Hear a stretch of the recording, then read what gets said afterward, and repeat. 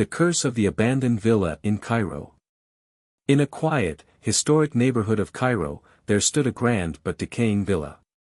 The locals referred to it as Bait al-Mal'oun, the cursed house. No one dared enter it after sunset, for it was said to be haunted by the spirits of those who met a tragic end there.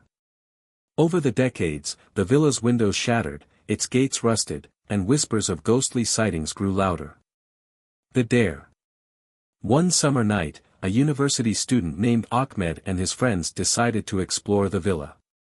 They had heard stories of strange occurrences, lights flickering in empty rooms, the sound of footsteps echoing in the halls, and shadows moving without source.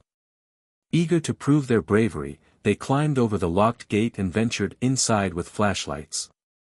The discovery. The air inside the villa was heavy, carrying the scent of mold and decay. Dust-covered furniture sat eerily untouched, as though its occupants had fled in haste. In the main hall, Ahmed's flashlight beam landed on an ornate mirror. Its surface was cracked, yet it seemed to reflect more than just their images.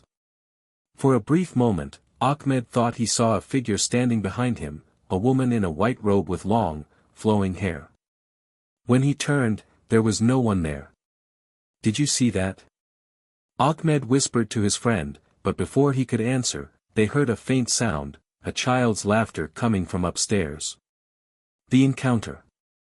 They followed the sound to the second floor, where the hallway was lined with closed doors. The laughter grew louder, then stopped abruptly. One of the doors creaked open on its own. Inside, the room was dark except for a faint glow emanating from a corner. There, they saw a small child's doll, sitting upright in the middle of the floor. Its eyes seemed to glint unnaturally in the dim light. Suddenly, the door slammed shut behind them.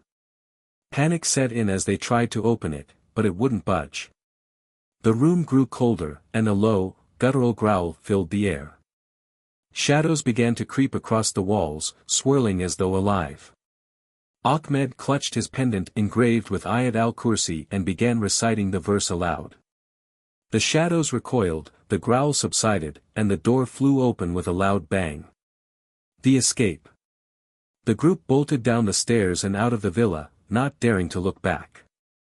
Once outside, an elderly man from the neighborhood approached them. His face was pale, and his voice trembled as he spoke. "You shouldn't have gone in there. That house belongs to them, the jinn. It has been abandoned since the family that lived there disappeared without a trace."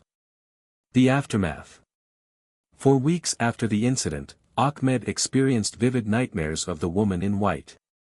She stood at the edge of his bed, her eyes hollow and her lips mouthing silent words.